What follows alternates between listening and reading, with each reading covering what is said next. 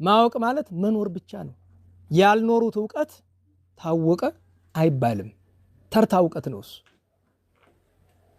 እኔ በነገራችሁ ላይ በቅኔ ቤት ውስጥ ታሪኩ ይተረክ አይተረክ አላቅም፣ ግን በታሪክ የምናውቃቸው ሰዎች አሉ በቅኔ በጣም የተመሰገኑ የሚባሉ። ግን ደግሞ እስኪ እንመዝናቸው። ለምሳሌ ተዋናይ ሲባል ትሰማላችሁ አይደል? አንድ ሰው አይደለም ሁለት፣ ሶስተኛውን ታሪኩን ስላላገኘ ነው እንጂ ሶስተኛም ሳይኖር አይቀርም። ዋናዎቹ የሚታወቁት ግን ሁለት ተዋናዮች አሉ።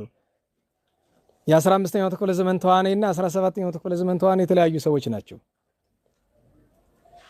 እና ተዋናይ የፀሐይ ሕይወት አግኝቶ ምናምን ይባላል። ይሄ ነገር እውነት ከሆነ ሊያስነቅፍ እንጂ ሊያስመሰግን የሚችል ነገር አይደለም።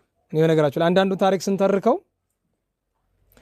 በአድናቆት ስናነሳ ምን ማለት ነው? ለምሳሌ በቀደም ለነበሩ ጉባኤ ለነበራችሁ ልጆች